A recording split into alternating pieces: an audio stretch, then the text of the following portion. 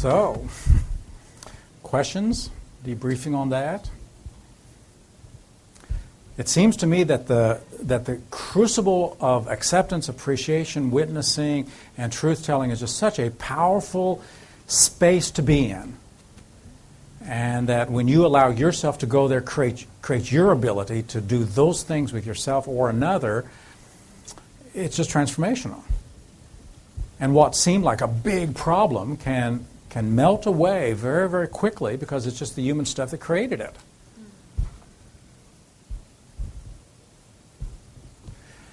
So are you ready to be turned loose, or should we do one more demonstration? And this is the nature of neurosemantics, especially in contradistinction to NLP, where in NLP we've got a lot of real procedural step-by-step, because I don't know where the energy is going to be, and I don't know where it's going to go, so I'm ready to play with the crucible variables, acceptance, appreciation, truth-telling, the meaning-making, so the things we've done the last couple days, I'm just going to follow the energy. So in that standpoint, I believe, as my frame, the client will guide me in guiding them. So as a coach or as a therapist, it's one of the guiding principles we do in neurosemantics. The client will guide me to guide them. I'll follow their energy and then facilitate the process of, in this case, the crucible pieces, and just follow it through. So because we're all unique, we're all different. Our brains go different places, different ways, different sequences, and so I don't know how your brain works. I'm just going to follow wherever you go to see what's useful, because wherever you go is meaningful. So there's another belief that I have. Wherever you go is meaningful to you.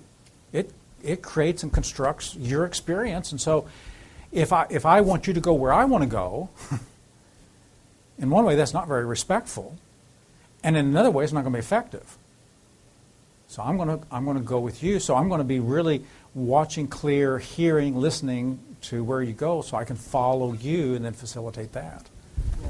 So I understand that the person sitting in the chair is looking for that path, and you're following the energy, and I mean generally you find it. But and so everybody navigates to that path, and they do with your help. But then I'm also wondering if out in the world, if there are still those certain triggers that are going to, take a different path, not the easy path that maybe, we saw her take. And those triggers then, and she may not have, the tools or something to fight down those dragons when they come at her from different angles, different paths. So if we recognize that self-actualization is not a one-time event but a process and a way of living, then part of it is the Kaizen process, the ever continuous improvement. So Kaizen, the Japanese word for continuous improvement, and if we take that on so that there is no failure, they're just, I learned not to do it that way. But there's no failure, they're just, I need to refine that. That's not quite strong enough, robust enough, informed enough, meaningful enough yet. So that's great that I wasn't able to keep it up at this time, so that tells me I still need a little bit more robustness to this, or resilience to this. And so then there is no failure, no disillusionment, no disappointment. There's just continuous learning and improvement. And so once we set that frame, then out in the real world we'll test it, and then we'll bring back and keep redesigning. And if you can step back into your matrix, you can just keep refining until you make it so that it really works for you. So, if for some reason the crucible wasn't well established enough or wasn't strong enough, how would that manifest in terms of going through this process? Okay, good question. So author asks if the crucible isn't established well enough, how would you know? How would you know? What would be some of the indications? What would you hear if it's not there? Scatteredness. So scatteredness, maybe.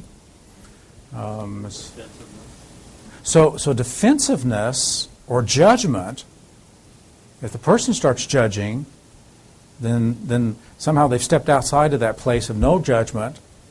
Or if they're defending, then somehow they feel threatened.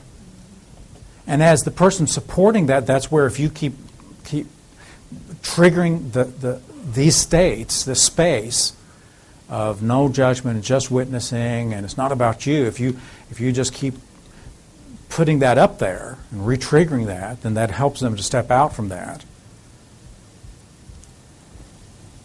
So those would be some signs. Michael, it seems that one of the linchpins is this issue about telling ourselves the truth, getting to the truth of the matter. Could you flesh that out a little bit? What truth that has to be known here? Yeah, that seems to be a pretty important. So that's a point of transformation. Yeah. So as with Eileen, with Eileen, I said, so what's the truth you're now aware of or coming to that realization, or you can even reflect. So that sounds like some truth you're speaking to yourself. So it's the reality of your situation, the reality of your emotion, the reality of your drive, the reality of my shoulding. And so even reflecting that back, and so it's small truth. It's truth with a small t, as to what is real to you right now in this time, this place. And so validate. If you hear that as the person holding the space, just validating that for the person.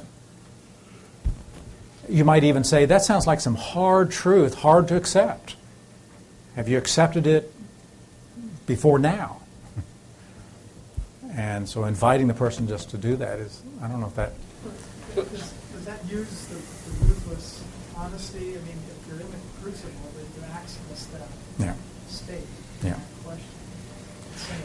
So the ruthless honesty, the other part of it is sometimes I may be the first person to put into words what I'm sensing and feeling from that other person. And so as I feed back and mirror back, being as, cleaning up my mirror as best I can, so it has as less distortions and fogginess as possible, and feeding it back and making it tentative to say, it's striking me this way, does that fit at all? And so ourselves as a mirror for the other person's reality. I think that's what I was getting at. I'm in the crucible. I've got this emotion or this problem state that I'm bringing into the crucible.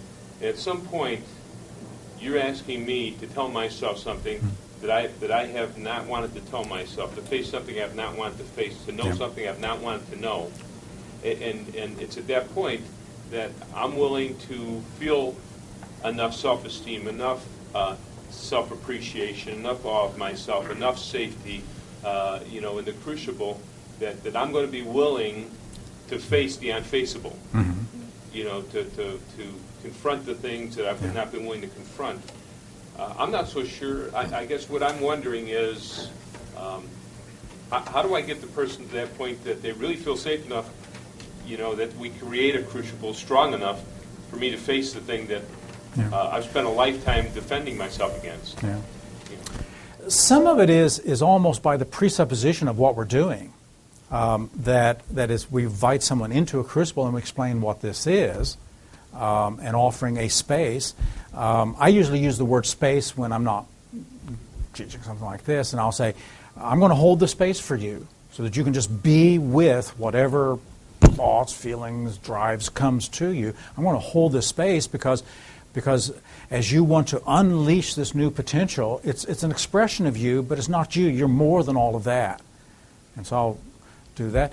My ability to pace, your ability to pace and to get rapport with a person will be the ability to create that safety. Safety is a function of rapport. Safety is if they're not safe, you don't have enough rapport. They do not have a sense enough that you're there with them to support them. So you may need to say some real personal words like that. I'm here with you. Whatever you say, I'll hold that here, precious, confidential. I'm here for you because I believe in your potential. I believe in opening this up, and so as we provide more personal support and care, this is where a lot of writers these days, as they go back to look at what is actually the therapeutic thing that heals people, a lot of writers, and I can give you a lot of references for this, a lot of writers are really coming to the place that it is love that heals. And while we don't use that, that's a real soft word in therapy, but if we really authentically love them without disinterested, it's we really want their best. And they sense that we're not trying to do anything to them. We're not trying to even fix them.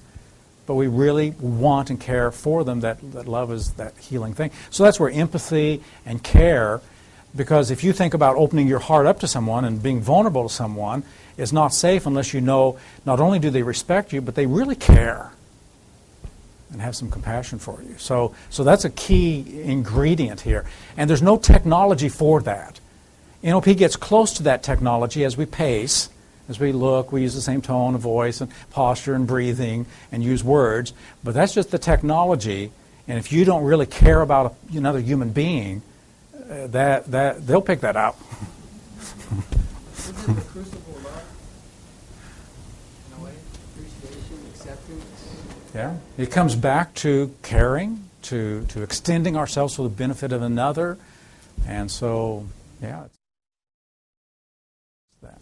So, are you ready? Sure. Give him a hand. David. So this morning you began to create a space for yourself, a space where you can really feel safe and be really present to yourself. And so let me invite you to call in that space, whatever your metaphor is, and just to go there for a moment. We'll refresh it and rejuvenate and really crank it up. A space where you feel safe, maybe feel just really loved and valued, where it's like potentials just become more and more aware. And into this space, your ability just to accept whatever is, your ability to just witness and just observe, and to be a great detective and to explore all the actual facets of something, your ability to appreciate, to really honor and to look for value and preciousness and wonder in whatever is there, and your ability to, your ego strength, the power to know that you're so much more than whatever happens, and you can just say whatever it is, speak that truth in a ruthless honesty way. Okay? So how much do you have that sense that I can hold that space for myself? Yeah. Okay. Into this crucible, into this space of just exploring and finding out what's going on, you want to bring that sense of how strong you are as a dreamer, and maybe also bring into this what stops you from being a dreamer that turns it into action. Mm-hmm. So what should we bring into this crucible? Well, I've been thinking about how most of my meta programs are all on the left side, and I've had many dreams, many projects that just I don't complete. Okay. And I think I've gotten a sense of despair because of not completing so many projects and so many ideas. So it's been really hurtful. So then I drop back into that kind of left lower quadrant of disillusionment. Again. And so there's probably a fear of that happening again. Okay. A fear of some great dream and that project just... And a disappointment. And a disappointment. Yeah. So as you bring that fear, the emotion of fear that you experience when that event happens and that disappointment, as you bring that in, what happens? Where do you go?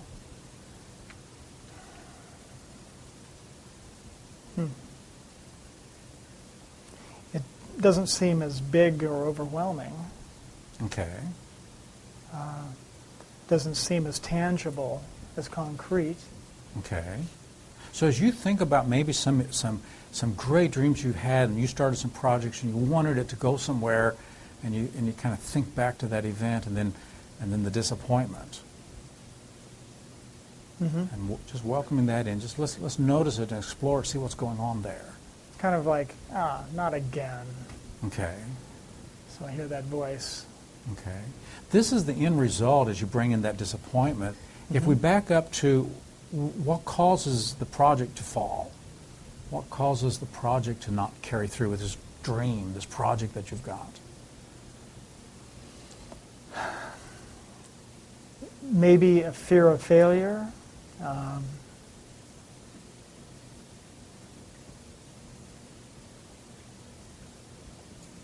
Maybe a sense of selfishness that I want to spend the time for myself instead of extending it for other people. So a sense of selfishness, Okay. feeling of Okay. selfishness. Feeling of survival, that I need to keep the energy for myself rather than letting it go. Okay. So That if I let go, I won't have enough for myself. Okay. So the energy holding and keeping it to yourself and not extending it, is that also part of that selfishness? Is that Yes. what you call that? Yes. Okay. And then fear of failure? How does that That's fit? separate, I think. Okay. Which has the most energy? Which is most semantically loaded for you? There's both. I can't tell which is more loaded. Fear of failure. Fear of failure would be more loaded? Yeah. Okay. So as you bring that in, the fear of failure, what is that about? How is it a fear of failure? How would you fail? By not achieving my goal. Okay. And that I would feel shamed or Okay. dishonored. Okay. How do you know it's fear of failure? I don't. Sometimes I thought it's fear of success too, but Okay. How does it stop you? How does fear of failure or fear of success stop you?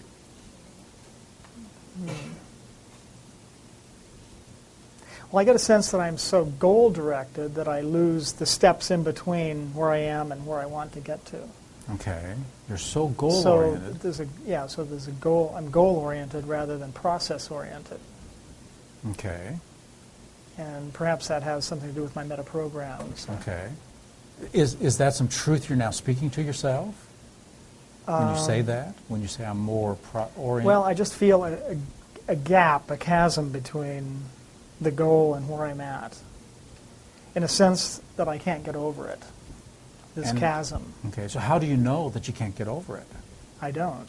That's true. So what is the feeling? If I could take on that feeling, what is the feeling of the gap that you can't get over?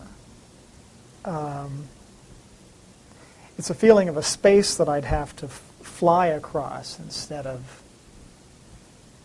You have to. that I'd have to fly across. Okay. So what does that And I mean? can't fly. So what does that mean that you have to fly across? It's just a gap that I can't cross. Okay. So I'm hearing canting. It's a metaphor. Yeah, so it's a metaphor that Okay.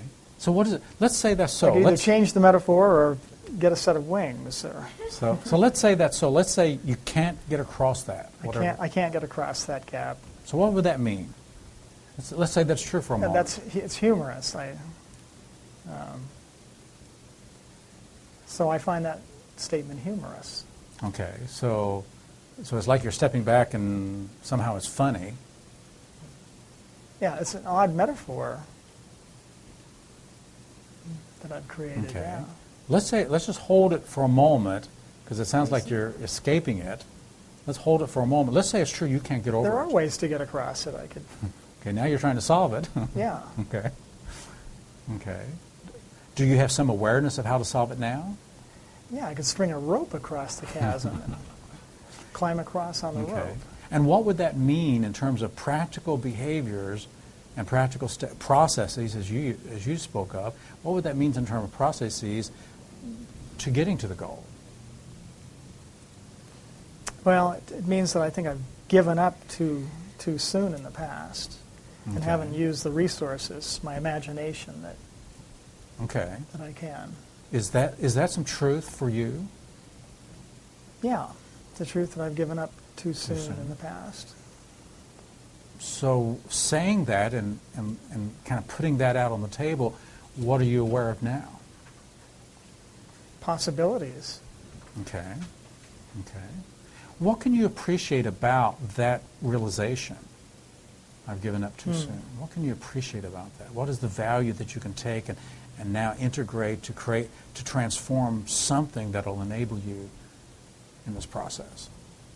Now I'm getting a little foggy now about I can appreciate that there are options that I have. Okay. What do you believe about always about giving up too soon? What do you believe about maybe staying with it?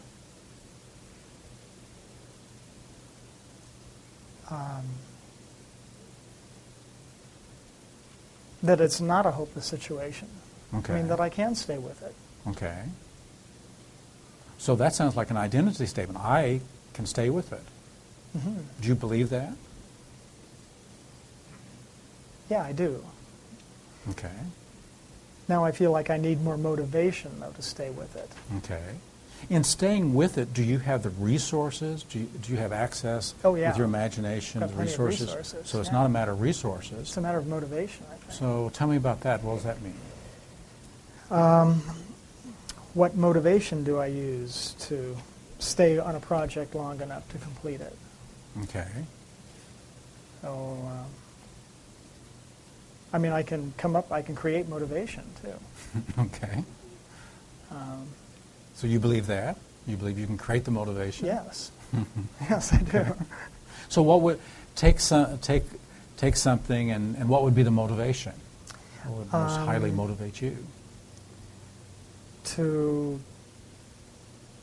kind of enjoy the fun that kids would have with this particular project that I'm thinking about. Okay, that'd be meaningful to you. Yeah. Mm-hmm. How meaningful from 0 to 10? What are we talking about? Oh, like an 8 to 10. Okay, Yeah. so very meaningful. Yeah. When you see the joy that the kids get from it, what does that mean to you? What do you get from that when you see the joy? I think I get to enjoy the child in myself. Okay, the child in yourself. Yeah. And when you get that, when you get to have that inner child joy of your own self from their joy, Yeah. what does that give you that's even more important? Oh, a sense of connection. Okay. Okay, and that's significant? A sense of community. A sense of being one of the kids. Okay. And a sense of creating that for them. Okay. So as you think about being a dreamer, how much of a map do you now have as I'm a dreamer who can work the process, bring my resources to it, make it happen, and have plenty of motivation to follow through? Oh, I have a strong sense, in a sense that a sense of play that kind of extends through that whole process. Okay, so that's so an important quality to becomes have. fun. So that Okay. it becomes fun. So play is an important quality for staying with it. I think so. Okay. Okay. I didn't realize that up until now. But Okay. Yeah. Okay. So there's one of the truths to speak to yourself, that Yeah. I need to use my resources, my imagination to create that fun and playfulness. Yeah. Put more joy in the Okay. work. Okay. Is there a dream that you have right now, a project that's kind of you're working on that we'd like to really apply this to make sure that this next one, that there won't be the fear of failure or the regret? Yeah. I mean, this one project with some kids that I've been thinking about. Okay. So as you think about that, if you imagine your timeline, how, you know, the activities that you'll do and how long, when will this find fruition and completion? It would be in about 8 months. Okay.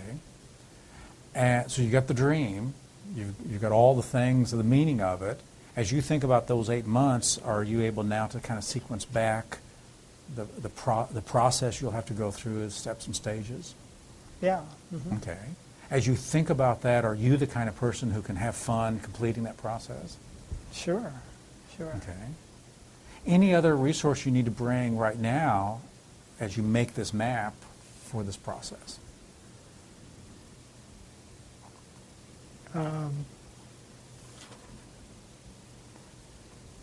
I should see if there's any fear that I'll fail again at it. So, Okay, so is there any so fear? anticipatory phobia. Yeah. Okay.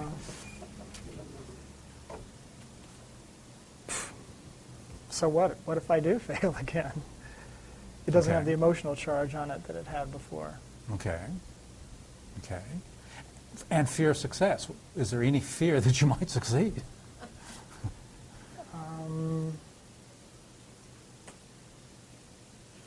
No, I think that's crazy. Why would I be afraid of succeeding? Okay. Okay. Okay. Yeah. So you've been in your crucible. You've been in this space where you've just been holding and looking at it through witnessing and accepting and appreciating and truth-telling. Mm-hmm. Where is the question about being only a dreamer and not having motivation and fear of failure? Where's all that stuff now? What has it been transformed into? Kind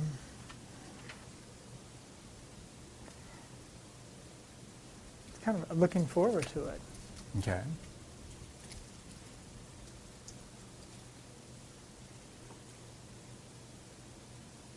Yeah, there is no sense of possibility of failure. Okay. Well, maybe Or you'll may- be too dangerous, turn or you maybe loose you- on this world, and maybe we should take this away from you and put you in an unresourceful state. No, I'll keep the option. Okay. Thank you, David. Thanks, Michael.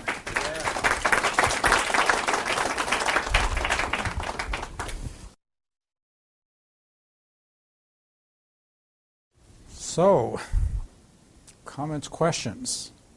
Any debriefing that you would like to explore before we take our break? Richard. I just thought kind of a degree of crucibility, or big ones or small ones. Where it's almost, as we're talking here, we're talking about the crucible and all these principles, and like for me, big enough to bring my 50-year-old leash in. But it seems like a lot of these things you'd want to do with some people right away, even without a coaching session or something. Can you create that space for a little crucible so they can bring a little thing in? Well, sure. So can we create a space for even a little crucible instead of a 50-year-old leash? He's got 50 year. Anybody have more than 50-year-old leashes? It's been around my neck for so long. You fed yours very well. A little tiny crucible would be whenever you just create a space for someone just to unload. I mean, that'd be a little tiny crucible, and most of us do that from time to time with people. Someone does that for us. We say, "How are you doing?" and they're caught up in something. We say, "Just, I'm here to be ears for you." Confession was all about. It's Catholic. Only for Catholics.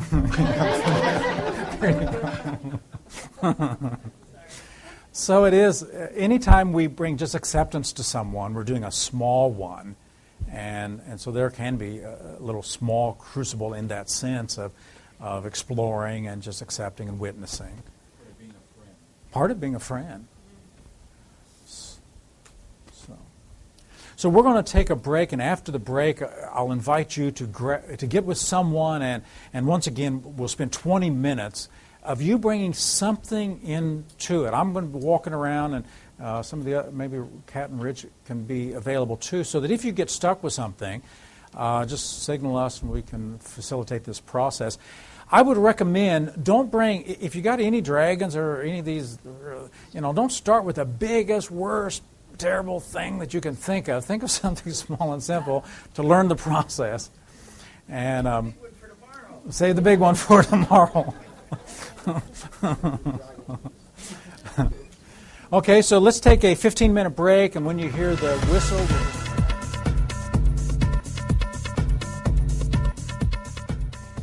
So how did that go? Bringing something into the matrix. Okay, awesome. Okay, so let some of you express some of the insights or the ahas or the things that worked well.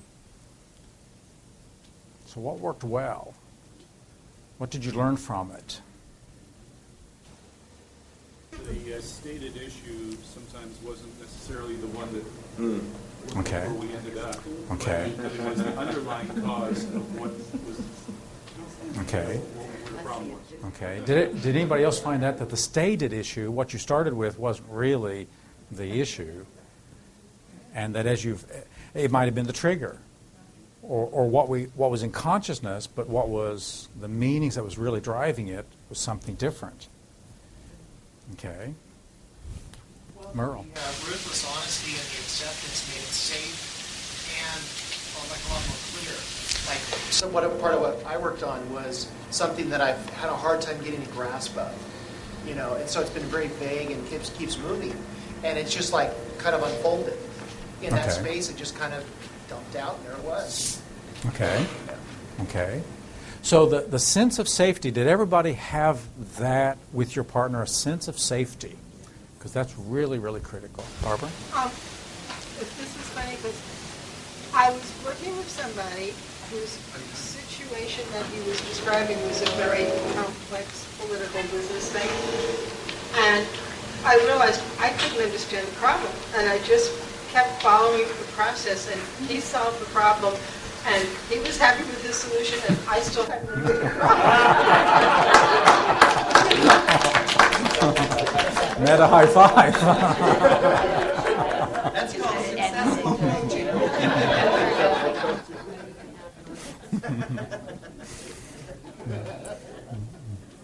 Yeah, it kind of blows that myth that I've got to understand my client.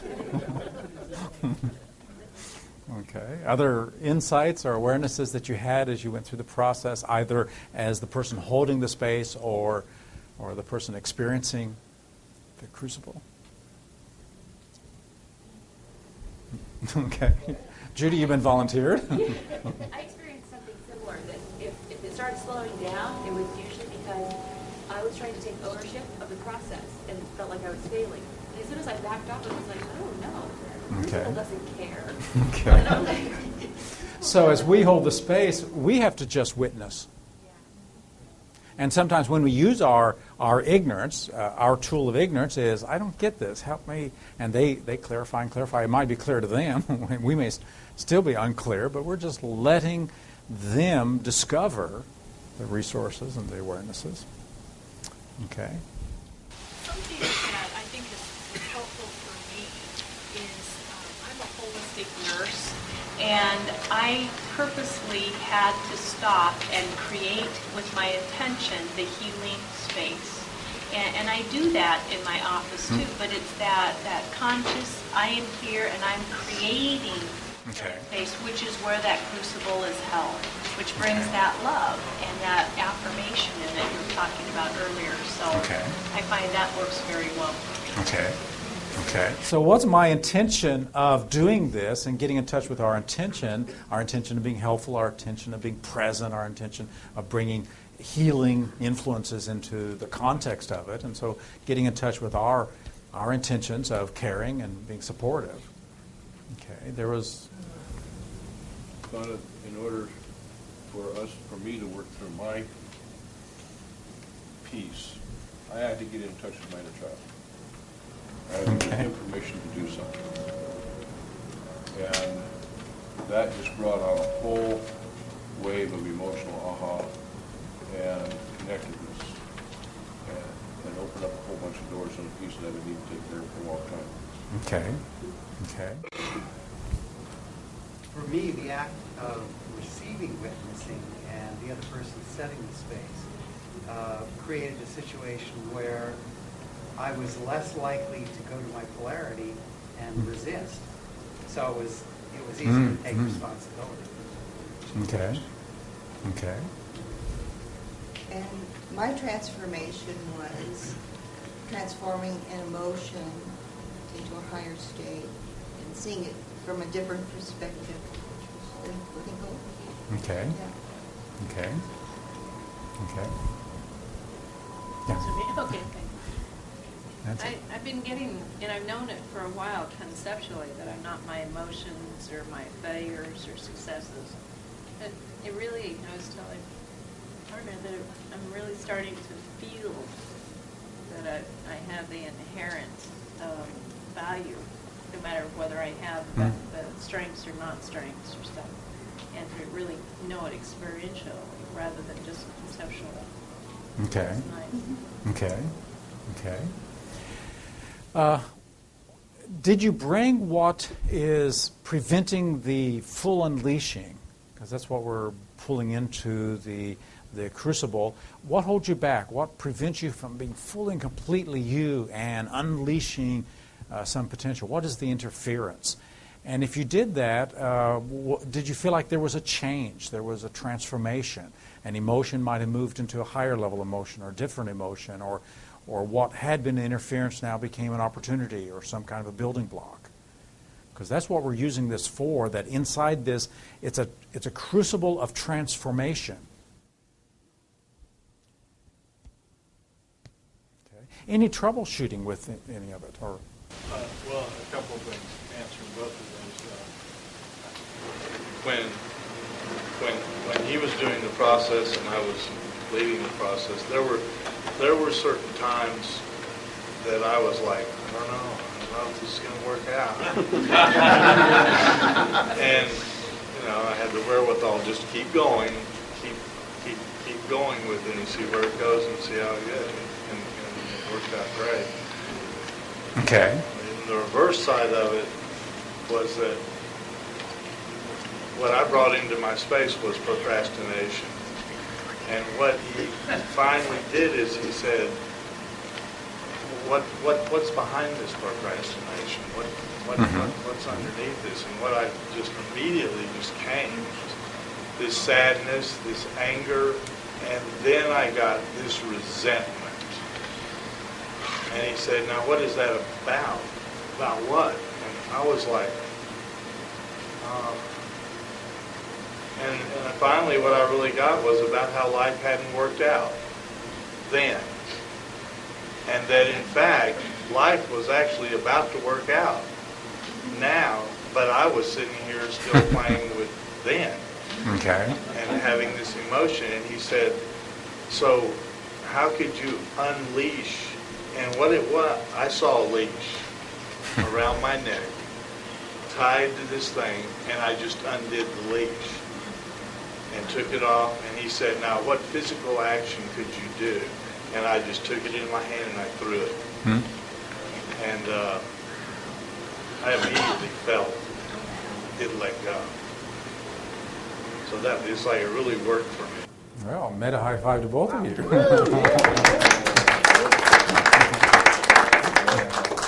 Excellent. Okay.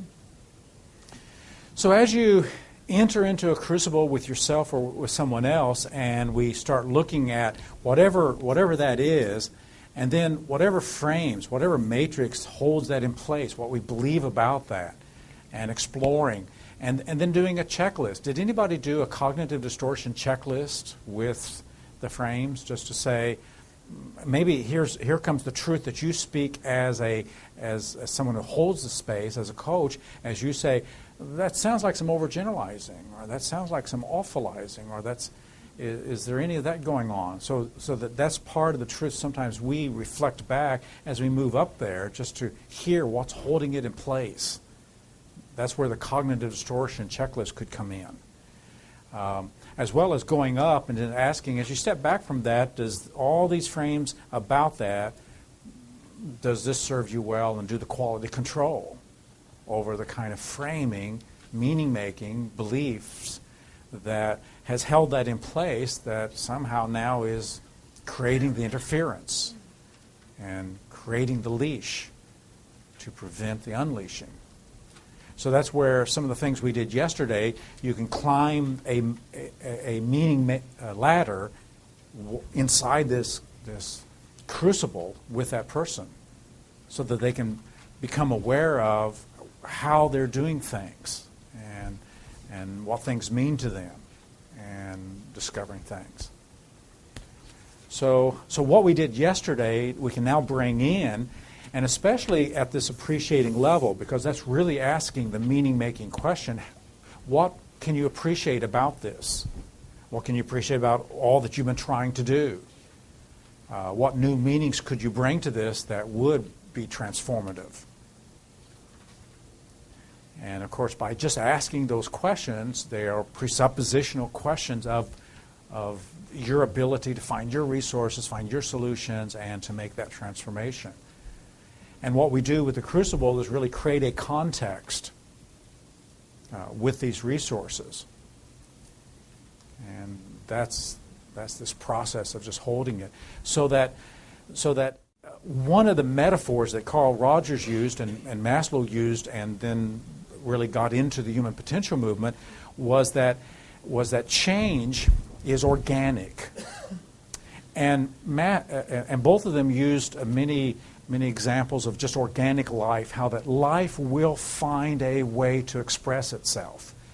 And Carl Rogers said one time he went down his basement, and he said he had just a small little damp basement, and he just stored some things down there. And he went down there one winter, and there was a basket of potatoes that he was going to plant in the spring. And the potatoes were near a window, and the potatoes put out little sprouts going for the light.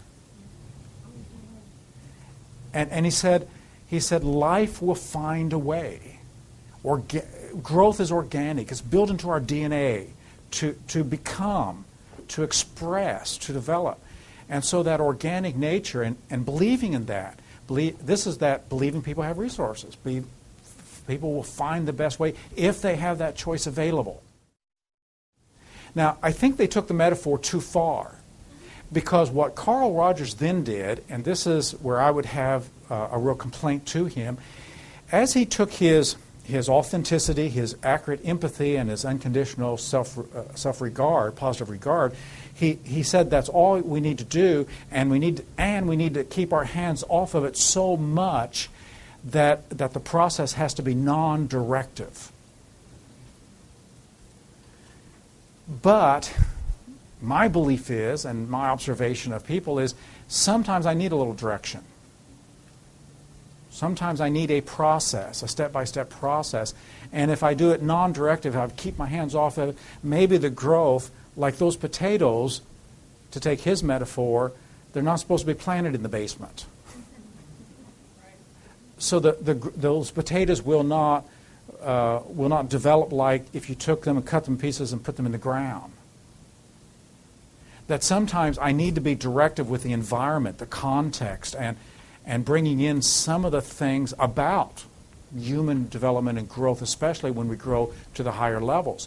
This is what distinguished NLP from that, because NLP almost went in the opposite direction. The human potential movement, for the most part, had no processes because they want to be non-directive. Because they said it's just organic. It'll just happen. Get the interference out of the way, it'll just happen. But Maslow, toward the end, started asking this question. He said, I see a lot of people who have all their survival needs met. They're secure. They got finances. They got plenty of friends and sociality, and they get respect, and they don't move higher. He was working in a small college out in New Jersey, and it was kind of a college where you had to have a lot of money to send a kid to that college. So he was working in the mid-late 60s with a bunch of, as he said, spoiled entitlement kids. And he said, and he wrote in his memoirs, when he went home and wrote in his memoirs, book that it wasn't going to be published, but somebody published it. He said, these irritating brats. He said they want to be spoon-fed. They don't want to work for anything. They won't want to struggle. And he got frustrated, and he was trying to figure this out. They've got all the needs met. Why don't they just go into self-actualization? And this is where it seems to me we need to channel and direct our energies to self-actualization.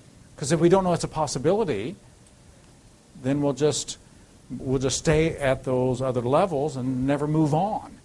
So we need direction, and NLP started coming up with, here's techniques, here's processes. So non-directive to some extent, as we really give space and hold the space and let the person find, but sometimes they're not going to find it on their own. They need a little direction. Sometimes I need, give me an idea. Get a menu list of something I could kind of choose and pick from to get an idea of possibilities of that. So there's a time for some directiveness as we provide that. And it seems to me that needs to be integrated in so that we don't step into that non-directiveness as an absolute. I think that sensible entitlement is something that disrupts and interferes with the natural process if the Yep. natural process exists. That you literally inhibited the possibility of it when you create that entitlement mentality. Yeah. It's what my experience has been with counseling. Yeah. So there are a lot of things that can interfere, and identifying that and being able to address those. So the organic growth, so we're welcoming that as an idea that we will organically grow, but sometimes we need the next step, and that is a little bit of direction. How to offer that without moving into judgment, evaluation, advice giving, etc., then becomes the dance as we get permission from someone to offer, well, here's a menu list of some things I've had some observation with. Does this prime the pump to give you some ideas? And we're still facilitating and letting the person really be in charge and directing it, but we are offering a little bit of direction with regard to that. The human potential movement in the 70s and 80s, there were so many growth. There were over 200 growth centers in this country. Not only one or two of them is left now, and they're really not in the same vein as they were at that time. But because there was no processes for self-actualizing. So if you had called up and said, before I come and sign up for a workshop or for a training or for a T group, a sensitivity group, a training group, before I come, can you tell me how it works and how you'll guide the process? And they'll say, oh, it's just organic, it'll just happen. My thing is, it almost seems like if you were a potato, you could call and say, oh, I can come there and grow, but where can I thrive is the question. Okay. That's good. That's good. So all growth is not the kind of growth we may want. So where can I thrive and where can I really optimize my talent, skills, and find some direction? So what we're doing with this process and some of the other processes is really giving some direction to it, as well as integrating in what we know about human growth, human optimizing of skills and abilities, so that we move to two things: peak experiences and peak performances. The peak experience is when you're in the zone and you feel great. And the peak performance is when you actually take the skill, the competency, to a new level of performance, so that the performance really changes in the outside world. So with that, the processes we're utilizing now and thinking about gives us the ability to answer that question if someone calls us up. How does the unleashing process work? So one of the things I want to do to bring this now to our conscious mind is to do a summary from yesterday and today. If someone called you up and said, how does unleashing occur? How does the actualizing of human potentials occur? What would you say? Given what we've already covered, we've got some more things, but so far, what would you say?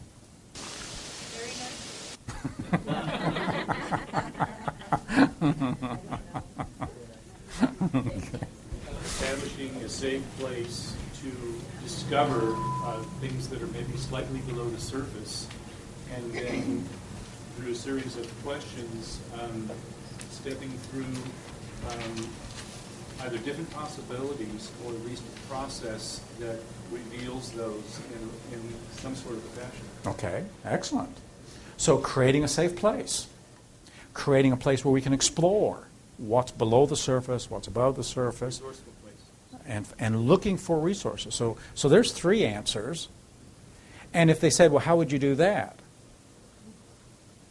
I'm guessing you could explain how you're going to create that safe place and what safety in human terms means, and exploration, and just exploring and just witnessing and just observing, and then exploring what's below or above the surfaces and looking for resources.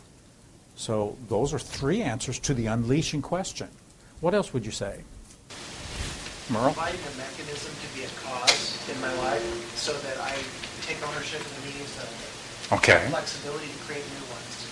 Get in touch with my passion and my vision for my life, and actually have a way to bring that into, let's just say, my body. Okay. Bring it into my, I can't remember how you said it, but you actually muscle memory. Okay. So here's 3 more answers. Being at cause is going to help us to unleash. So as long as I feel like I don't have any power, any response, power, ability, but once I take ownership, so ownership is part of the unleashing.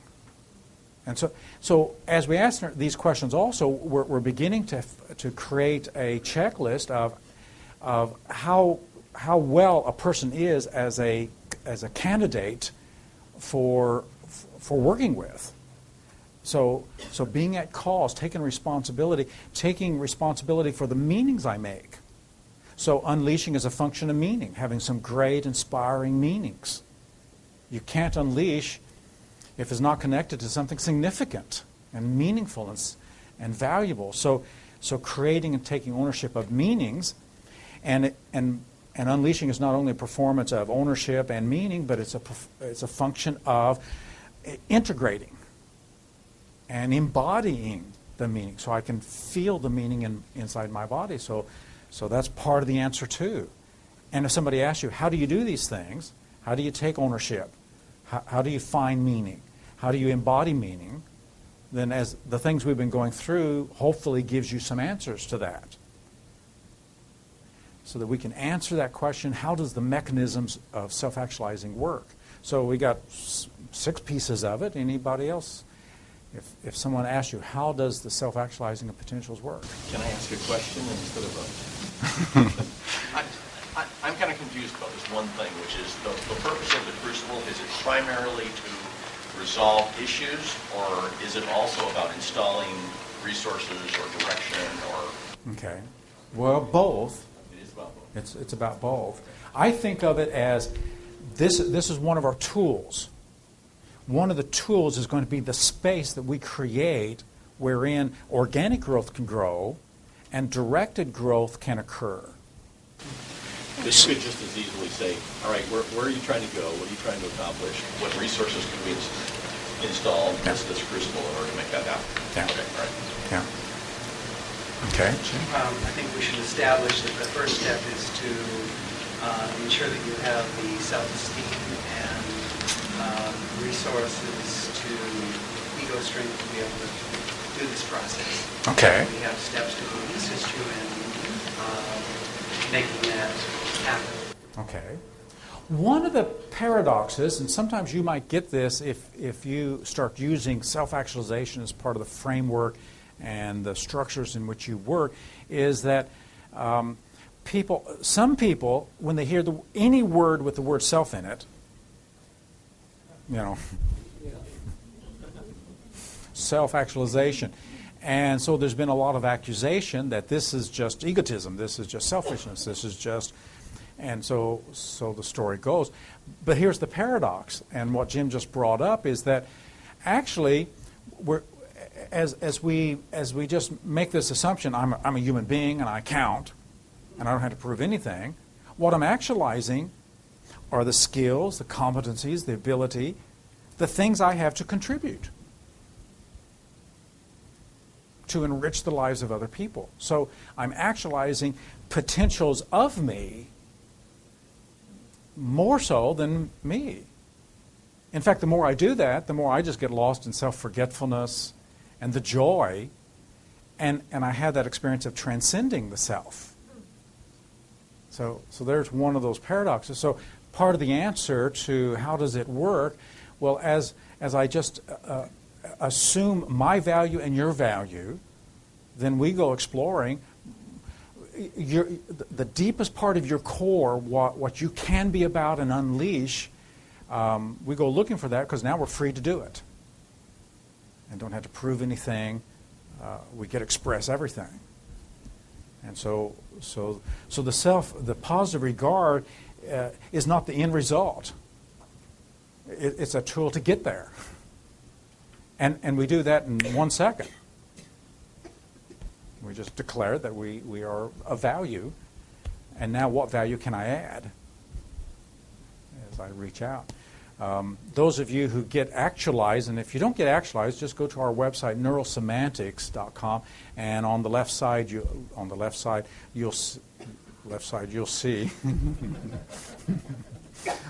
side you'll see a little place where you can just get that. And next month I've got an article on the ego myth of self-actualization, which is this whole thing. So we'll spend a lot of time on that. I know you probably defined self-actualization at the beginning, but could you just, and now that we've really dealt with it for 2 days, what would be your gist of Okay. what you mean by that? There's several definitions that Matthew gave over the years as he talked about this. It's a human being developing all the skills and abilities fully and completely. It's optimizing our potentials. It is being fully human, fully alive. It is moving to the place to where what is potential becomes actual. And so those are some of the kind of working definitions that he operated from. From my experience and my understanding, you can see, I think self-actualization is a feeling. And I think it's a sense that one has done that, and it may be in a context, because I think you can self-actualize in multiple contexts. You don't. Right. So, and that's obviously my view from my experience. Okay. It's just that sense of feeling that, I have been all that I could be, playing a sport or learning something or whatever. So the feeling part of self-actualization is what we mean by the peak experience. Those moments, and it's a feeling thing, it's those moments when I'm just in the zone and everything is just right. And usually we are so engaged in something that's that sense that the world has gone away, time has gone away, self has gone away. I'm just so engaged. It's that perfect moment, the feeling. What Epi says is another definition of self-actualization. I've actualized my potentials in business. I've actualized my potentials in relationship. I've actualized or am actualizing my potentials in sports, or the potentials I'm now making actual. Carl Rogers defined self-actualization as a fully functioning human being. Fully functioning. So all the functions you have and all the ways to function as a parent, as a lover, as a colleague, that you're fully functioning. There's nothing interfering. It doesn't mean you've reached perfection. You're fully functioning at this stage of your development and moving on. So it's being the best version of you. And I like that definition because that identifies the uniqueness, being the best version of me at this stage in my life. So that we can self-actualize as we move into our older years and self-actualize at each stage. Our performance may change just given the energy and the skill level, but we're the best version of us at this moment. And then there's that sense of being true to self. So another feeling of self-actualization is that sense of being true to where I am. And that gives you congruency and integrity. Well, I was thinking about a very everyday way of self-actualizing. I saw a Japanese artist a couple of months ago in Amsterdam. She was accompanied by a philosopher, and they held a speech, and he basically said that everything we make, humans have a tendency to make it beautiful. Like you make something, and then let's say first there's the computer, and then it's just like an ugly box, and then before you know it, after a while, we start to put it into colors and to design it, because we have a desire to upgrade it naturally, like to give beauty to it, as a tendency of our self-actualization drive. Yeah, the drive to create beauty. That once we're beyond the deficiency needs, we look around to how to beautify our world. That there's just something inside of us that we're not satisfied. In fact, In fact, there's been some studies since Maslow that people who are exposed to ugliness, ugly environments, ugly contexts, that they don't thrive, that it dampens spirit. We don't do as well. But when it's rich in beauty, when there's order and symmetry, it touches something. It's like there's a drive for that, and we're always doing it. So part of self-actualization is a great restlessness. So here's part of the definition as well. And Maslow said this is what's going to happen. You're going to get more and more restless. That's why the old models of psychoanalysis and behaviorism was always going after homeostasis. Just settling down. And there are functions in our body that are homeostatic. Temperature, rhythm, heart. There are homeostatic functions at the lower needs. But when you get to the higher needs, and here's another difference between therapy people and coaching people. Therapy people just want the things to settle down and feel safe and peaceful. So they don't want change. They have to change to get there, but they don't want the change. They fight the change. Change me, help me. Whereas once you get to the self-actualization needs, a thing happens. You want disequilibrium. You look around for change. You look around for what could I do this year? Learn, challenge, take on. And this will happen more and more as civilizations, as our cultures raise the standard of living. More and more people will be looking for that there's a restlessness in the spirit. And we become change embracers. How many would define yourself as a change embracer? You just kind of think about,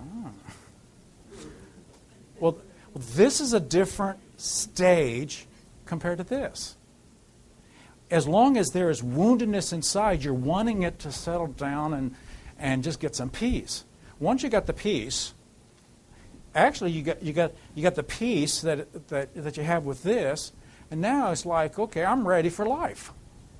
What can I do? What can I give? What can I contribute? So one of the definitions of self-actualization is that feeling of, I want to be all I can be, I want to think all I can think, I want to feel all I can feel, I want to say all I can say, I want to do all I can do, I want to contribute all I can contribute. It's that sense of, I want more.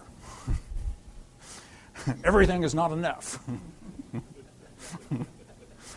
Now, if you have that attitude and you're at the lower levels, it can create some real distortions because then you're just focused on the lower things.